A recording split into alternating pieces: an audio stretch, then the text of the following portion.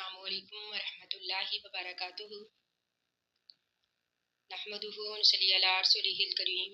अम्मा बाद फ़ाऊज़ु बिल्लाहि मिनश शैतानिर रजीम। बिस्मिल्लाहिर रहमानिर रहीम। रब्बी इश्रह ली सदरी व यस्सिर ली अमरी वहलुल उक़दतम मिन लिसानी लियफ़क़हू क़ौली। रब्बी यस्सिर वला तुअस्सिर व तम्मिम बिल खैर व बिका नस्तईन। आमीन या रब्बिल आलमीन। आज हम इंशाअल्लाह शुरू करेंगे सूरह यूसुफ।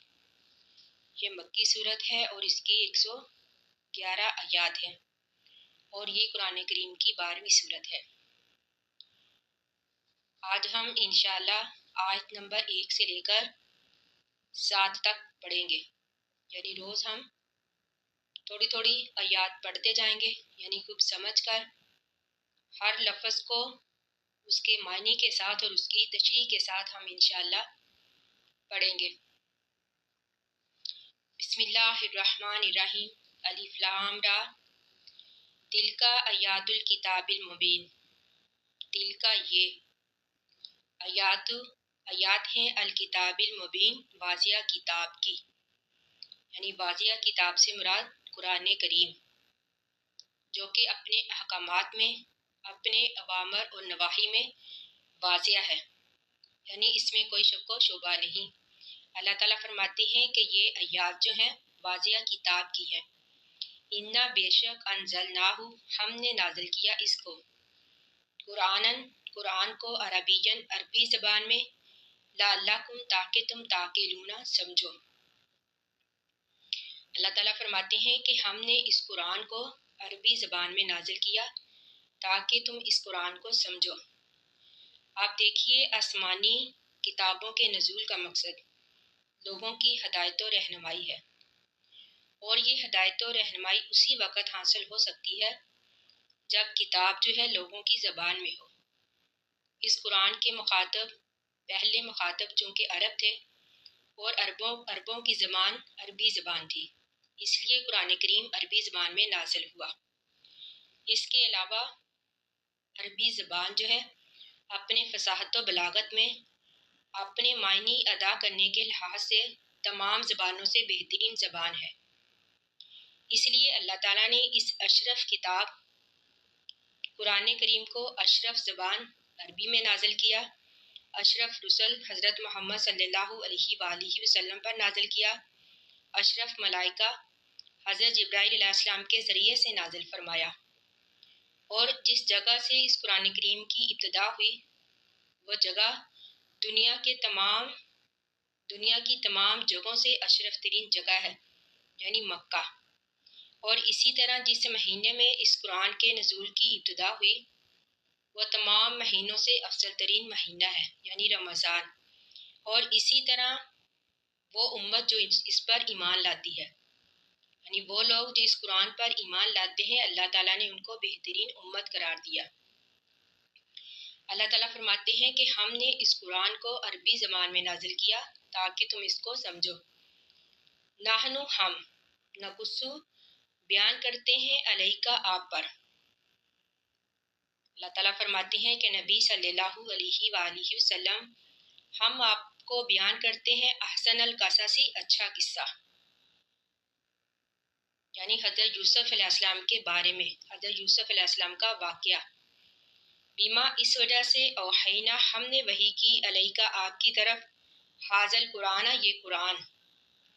अल्लाह ताला फरमाते हैं कि हम आपकी तरफ ये कुरान वही करके आपको एक बेहतरीन दास्तान सुनाते हैं, यानी वो दास्तान जिसमें हसद के अंजाम के बारे में पता चलता है, सब्र के बेहतरीन नतीजे के बारे में, और अल्लाह ताला के मदद की करिश्मा साजियाँ पता चलती हैं। अल्लाह ताला फरमाते हैं कि हम आपको बेहतरीन किस्सा सुनाते हैं। वाइन कुंता, अगरचे थे आप, मिन काबली ही, इससे पहले, लामिनल गाफिलीन, गाफलों में से। आप देखिए, कुरान करीम की कई आयात पढ़कर ये बात वाज़िया तौर पर मालूम हो जाती है कि हमारे नबी सल्लल्लाहु अलैहि वसल्लम गैब नहीं जानते थे। अब इस आयत से भी ये बात वाज़िया तौर पर मालूम हो जाती है। अल्लाह ताला फरमाते हैं कि अगरचे आप इससे पहले बेखबरों में से थे, اگر نبی غیب جانتے ہوتے تو پہلے ہی حضرت یوسف علیہ السلام کے بارے میں جانتے، لیکن اللہ تعالیٰ نے اس بات کی نفی کر دی۔ اللہ تعالیٰ فرماتے ہیں یقیناً آپ اس سے پہلے بے خبروں میں سے تھے۔ اس کالا جب کہا یوسف، حضرت یوسف علیہ السلام نے لیبی اپنے باپ سے، یعنی حضرت یعقوب علیہ السلام سے، یا ابتی اے میرے باپ، انی بے شک رائتو میں نے دیکھا، احدا عشرہ 11 کوکبن ستاروں کو، و شمسا اور سورج کو، والقمرہ اور چاند کو۔ یعنی جب حضرت یوسف علیہ السلام نے کہا کہ اے میرے باپ میں نے دیکھا 11 ستاروں کو، سورج اور چاند کو، رأیتہم میں نے دیکھا ان کو، لی اپنے لیے ساجدینہ سجدہ کرتے ہوئے۔ حضرت یوسف علیہ السلام نے فرمایا کہ میں نے ان کو دیکھا کہ وہ مجھے سجدہ کر رہے ہیں۔ اب مفسرین نے کہا ہے کہ 11 ستاروں سے مراد ان کے 11 بھائی، سورج اور چاند سے مراد ان کے ماں باپ، اور یہ خواب کی تعبیر 40 سال بعد یا 80 سال بعد اس وقت پوری ہوئی جب یہ بھائی اپنے والدین سمیت مصر میں حضرت یوسف علیہ السلام کے پاس گئے۔ وہاں جا کر حضرت یوسف علیہ السلام کے سامنے سجدہ ریز ہوئے، جس کی تفصیل ہم انشاءاللہ آگے پڑھیں گے۔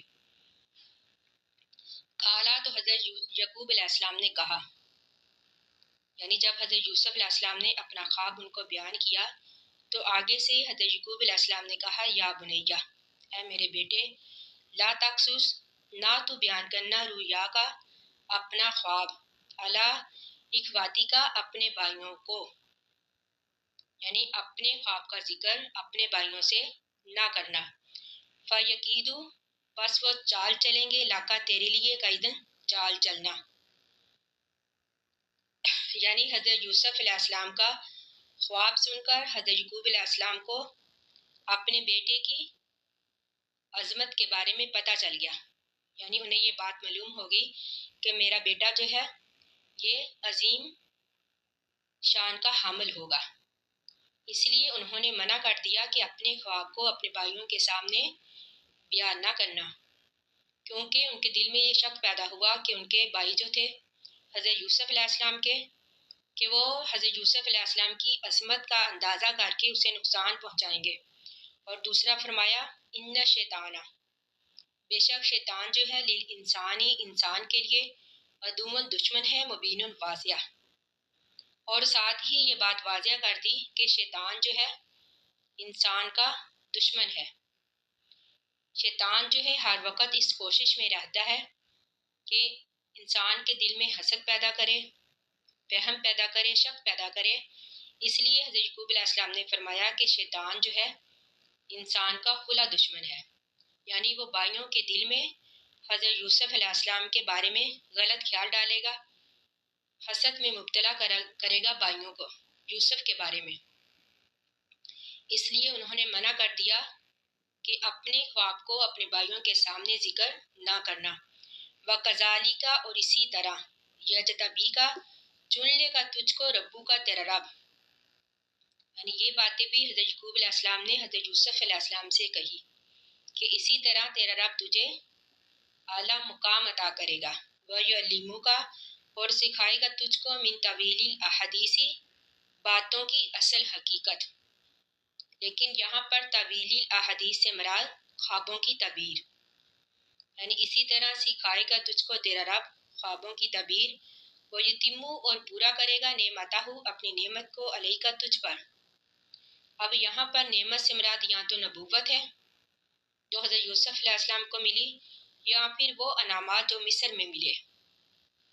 وَعَلَىٰ آلِ یعقوب اور پورا کرے گا آل یعقوب پر، یعنی اپنی نعمت کو، کما جیسا کہ اتمہا پورا کیا اس کو علی ابویکا تیرے باپ دادا پر، من قبل اس سے پہلے ابراہیم علیہ السلام پر، اسحاق اور اسحاق علیہ السلام پر، ان ربا کا بے شک تیرا رب، علیم جاننے والا ہے، حکیم حکمت والا ہے۔